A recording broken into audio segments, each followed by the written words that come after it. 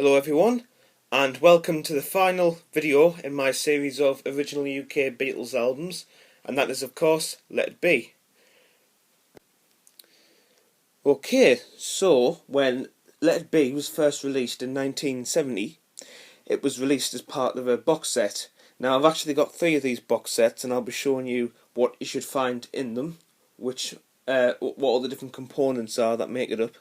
Now, although I do have 3 boxes, none of them are 100% complete with all the original components. Some of them are either missing 1 or 2 things, or have been replaced with reproduction versions. So I'll get going. Okay, so I'll start off by showing you my best example of a Let It Be box set, and it's my best one because it's got the most original parts to it. So first of all, you've got the outer slip cover, and everything just fits inside there.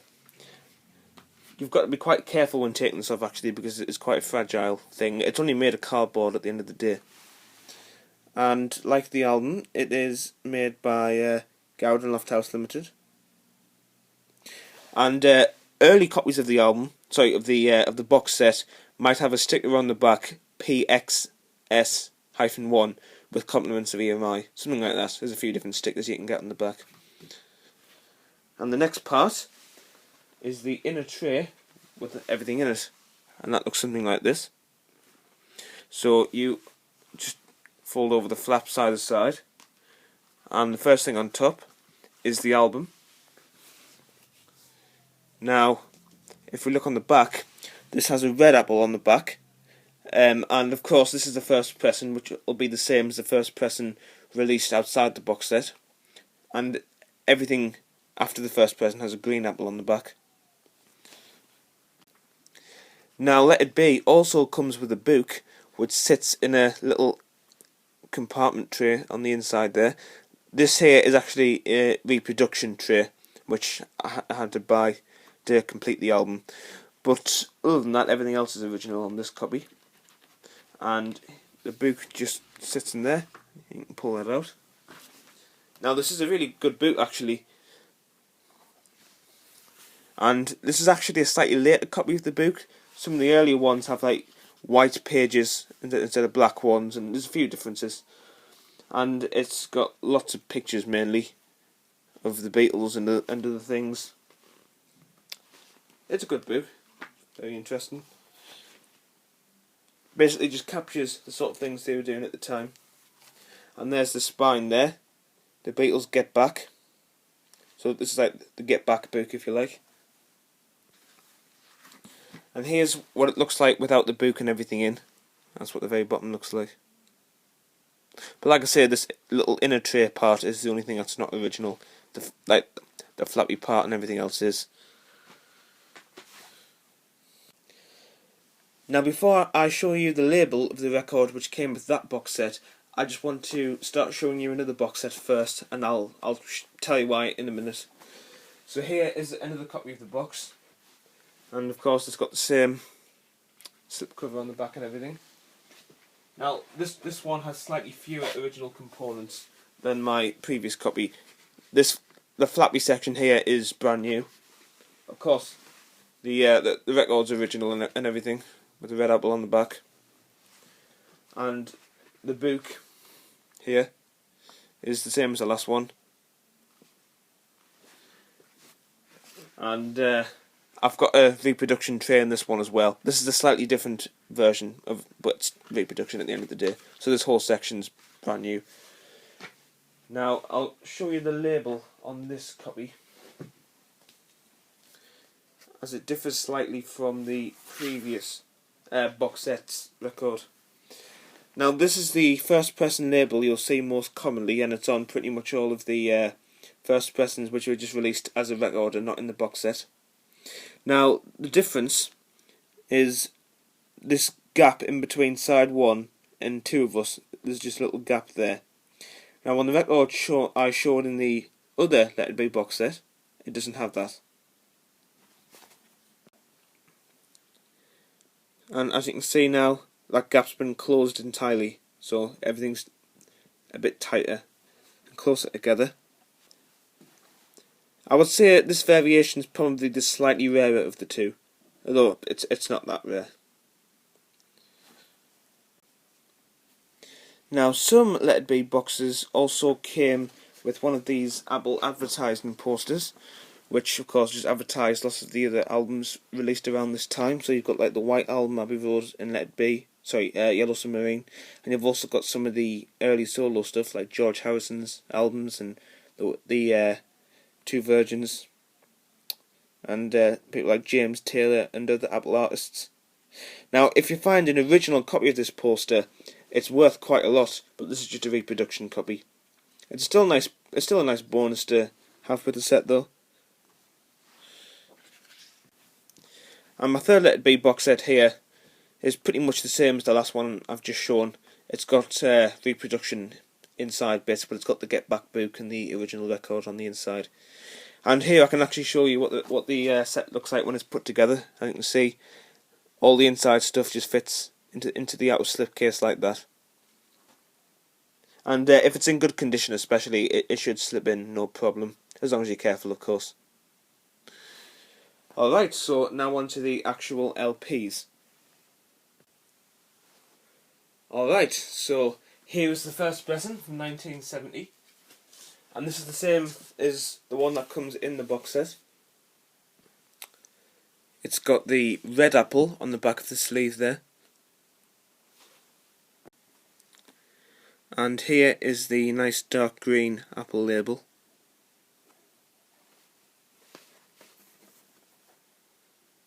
And the matrix numbers for this copy are 2U/2U.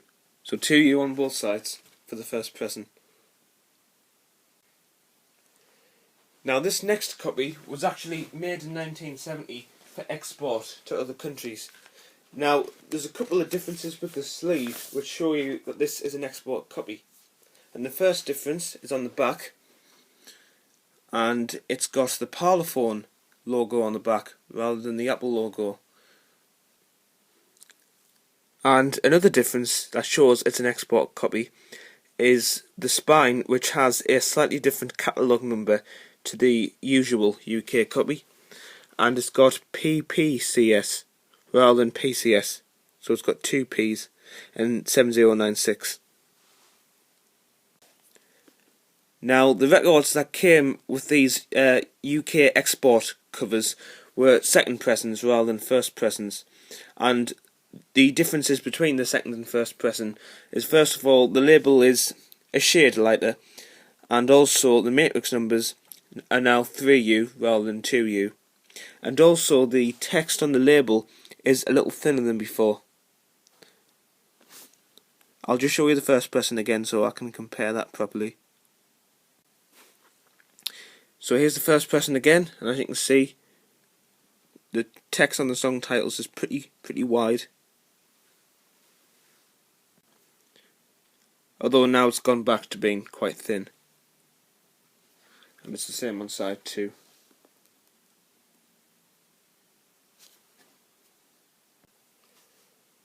Now here is the second pressing as it appeared in the UK, so this is not an export cover, although of course the record is the same as one which was exported with the export cover.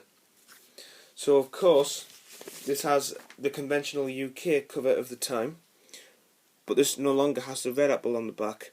This has a green apple. Only the first pressings had the red apple. Now, this is the second pressing variation A, and this is not the one that came with the export cover that I just showed you. That's the variation B, which I'll be showing next. Now, the variation A does look virtually identical to the first pressing because it's got wide text. It's also got a nice dark green label. However, it's got 3U, 2U matrix numbers, and as soon as you say that 3U, you know it's a second pressing, not a first pressing. So that's the giveaway. And there's side 2, again still with the wide text for the song titles. Now here is the variation B of the second pressing. Now this same label happened to be on the export pressing I showed you, although I dare say you could get that with either of the two second pressing variations. So here it is, variation B. Now it looks rather like the last label for the second pressing variation A, except of course it's gone to the narrow text again. So narrow text on sides 1 and 2. And the matrix numbers for this one are of course 3U, 3U. Now one thing I'd like to point out before moving on is the size of the 33 and the third on the label. Now this has the small version of the 33 and a third, however the next label is going to have a slightly thicker and bigger version. So this is the second pressing variation C, and the only real difference is the 33 and a third is just a bit bolder and thicker than on the previous labels.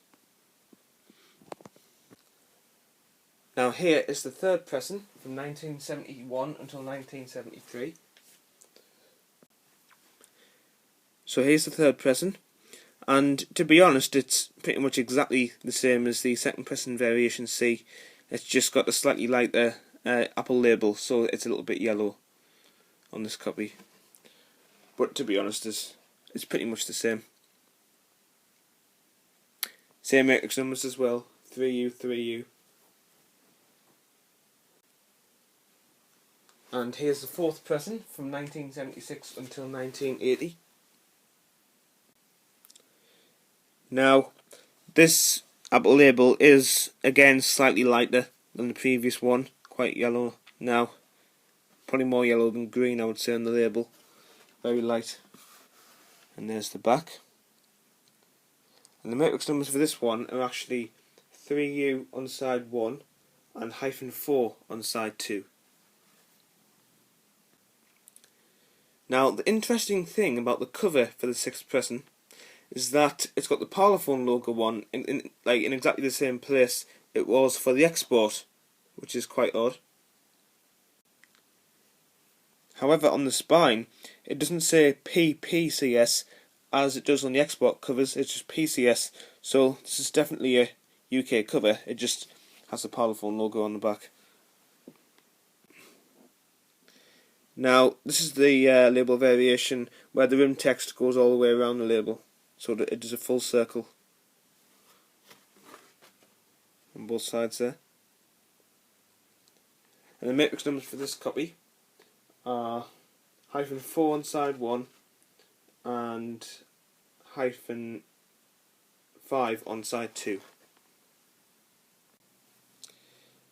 And here is the variation B of the sixth pressing. Now it's still got the rim text going all the way around, however side 1, all the text just seems to be a bit thicker and a little bit wider. It's most noticeable on like the PCS and the stereo and the 33 and the third. Because if you compare it to side 2, which is the same as on the sixth pressing variation A, it's everything's a lot thinner here. This is more like the conventional font for the label, whereas this one's got a lot thicker font. And here is the seventh pressing from the early 1990s. Now this version of the cover, although it does have the Parlophone symbol on, it also has a little apple in the bottom corner here. And of course it still has the barcode up there. Now this label's really light, and like the side 1 of the sixth pressing variation B, it's got really thick, bold font on all the writing on the label, on both sides this time. And here is the Pathé Marconi release from the mid-70s. And like all the other Pathé Marconi labels, it has everything spaced out a lot, and of course it's got Made in France by Pathé Marconi at the top. And the same for side 2.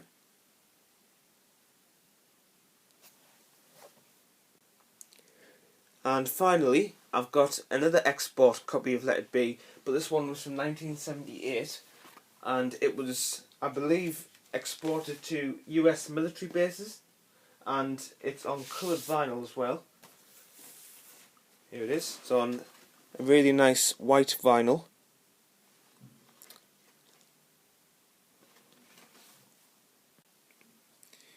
Now the label looks just like the UK one, except it's kind of got a little circle in the middle here, and it's quite textured on that circle. It doesn't feel like the rest of the label. And here's side 2, which again, aside from a little textured ring in the middle, looks just like the UK presents.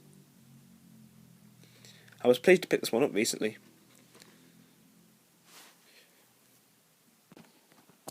Okay, so we've now reached the end of my final video in my series of original Beatles albums.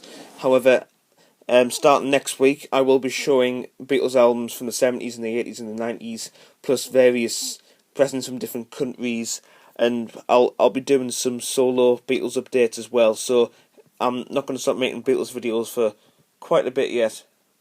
So I just want to say a big thank you to all the people who have watched my videos during this series. I've really appreciated it, and to all of you who have commented and liked and even pressed that subscribe button. It really does mean a lot to me. So thanks for all your support, guys, and I look forward to making the next one.